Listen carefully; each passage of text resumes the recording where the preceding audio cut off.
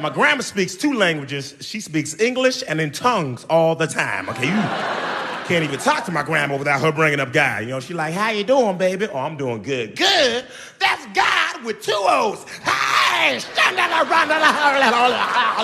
That's her the whole time. Like, this is how spiritual my grandma is. If I got shot in the chest with a gun 8 times, instead of her calling the ambulance, she would get on her knees praying like, please, Lord Jesus, I get these 8 demons outside my grandbaby's chest. Let the Buddhas rise up, part waves from his chest, like Moses did the Red Sea. Yes, Lord, let the blessings rain down from the windows to the walls. Let our blessings fall. Yes, Lord. Yes, Lord. For Christmas, last Christmas, I got my daughter. She's 12, and she's awesome. She's just like a little angel. For Christmas, I got her, I splurged. I got her this iPod Nano. You know, it's like $250. I wanted to, because, we all love our kids the same.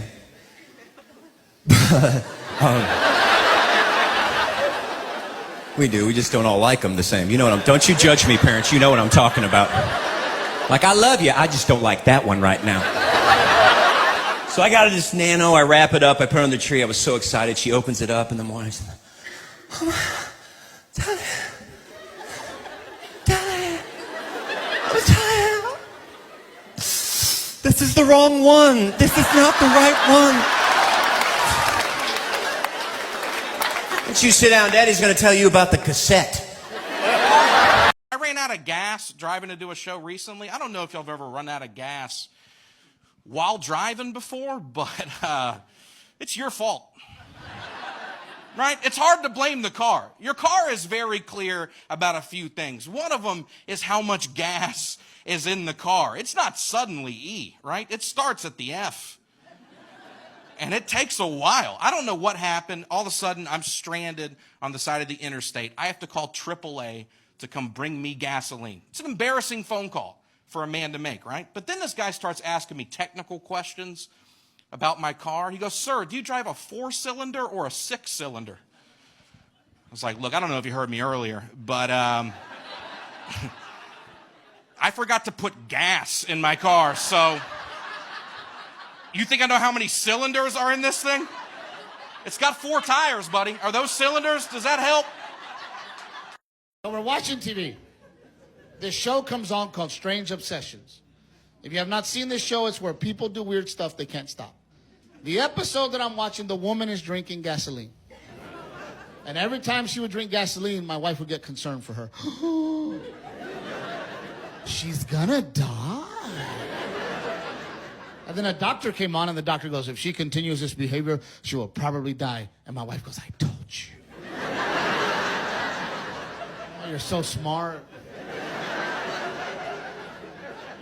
They come back from commercial break. This poor woman's laid out on the carpet. My wife goes, oh my God, she's dead. I said, no, baby, she just ran out of gas.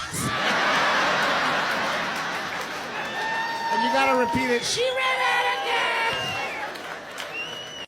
You don't know, you just show up, you know. Oh, I got my glove. You any good? I don't know, my mom told me to come out here. We'll get out in right field. Okay.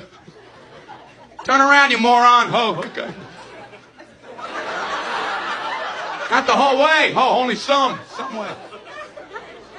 I never knew what was going on out in right field. All I knew is at the end of the game, I'd get a free snow cone. That's all I knew. Yeah. Be out there, oh, free snow cone. Free snow cone. Brian, what's the score? Free snow cone. Free snow cone at the end of the game. If you play, they're going to give you a free snow cone. Even if you play half game, you get the whole... You don't get a half snow cone. You get a whole snow cone for half the game. The people that play whole game get a whole snow cone, and the people that play half game get a whole snow cone. So it's always whole snow cone. So I'd rather play half game. Still get the whole snow cone. Women are so interesting when they break up with a guy because they have to sugarcoat it because they don't want to hurt anybody's feelings, you know? So it always comes out like, listen, like, I think you're awesome, but let's be friends. But I think you're awesome. I think a doctor should give you bad news the same way.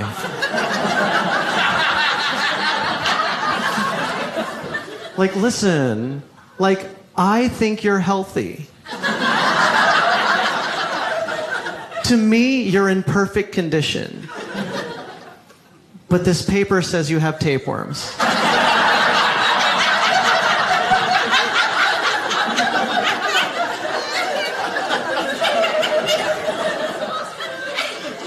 I don't think you have tapeworms.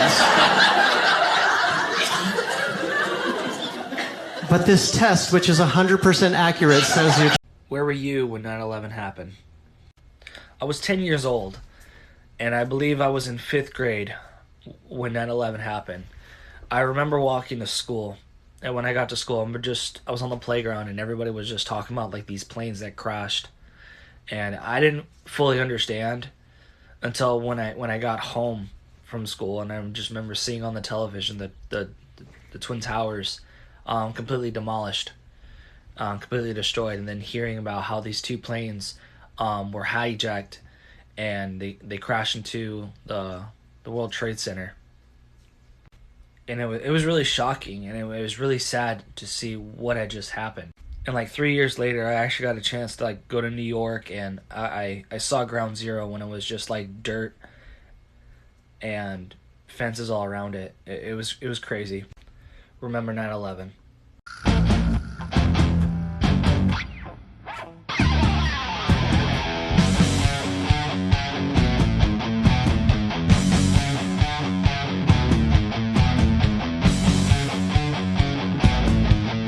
And I was teasing the blind guy, and he was having a great time. After the show, he said, most people ignore that I'm even there, so thank you for making me feel like a part of it. And that's where his head was at. But during the show, I'm teasing the blind guy, and a woman in the back's like, excuse me, I'm offended.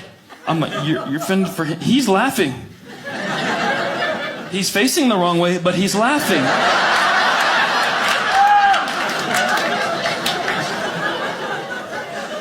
And to his credit, this is the best part. I go, do you know her? He goes, I've never seen her a day in my life.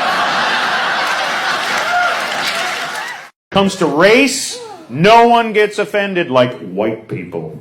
Oh my God. For example, my gardener is Mexican, and if I assumed he liked tequila, my sister would be like, why? Because he's Mexican. But my gardener would be like, why? You got some? Adult jokes that we missed on TV in our childhood shows, part 1. In fact, I'm going out. Hey there, rope it in, little miss. Be careful. Teenage boys are like wild animals.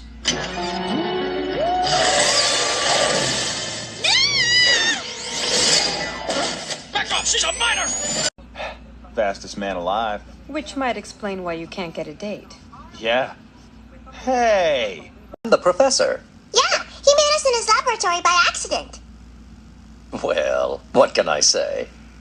Don't worry, Professor. I was an accident, too. You're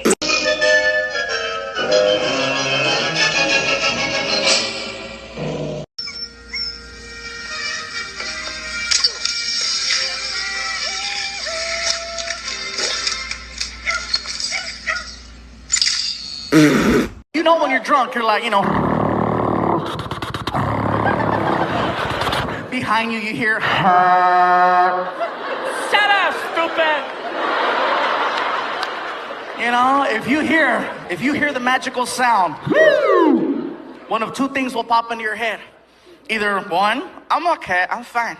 I can beat this. Or 2, I'm gonna go to jail. I'm gonna go to jail. I gotta let you go, babe. I'm gonna go to jail. Tell the kids I love them, babe. I mean, if you're drunk and you know you're gonna go to jail, have a little extra fun. Take off your seatbelt, jump over to the passenger side, throw your seatbelt back on, and just wait for the cop.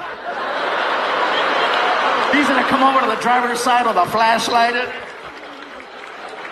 You're sitting there. I have a friend who works in the grocery store in the produce department, and when he's stacking melons, he solves financial crises and shares his solutions with us. So he came up to me one day, Brian, you want me to tell you how the mortgage meltdown happened? Would ya? Would you explain it at me? I'd be happy to. Okay, you have a mortgage, right? Right. You pay your mortgage at the bank, right? Right. They bundle those with other risky securities and sell those to speculators, right? Do I still get a lollipop? I feel like someone's explaining a magic trick to me. I put your quarter in my hand, right? Right? I close it, right? Right? It's gone. So I ain't got a quarter no more? Exactly.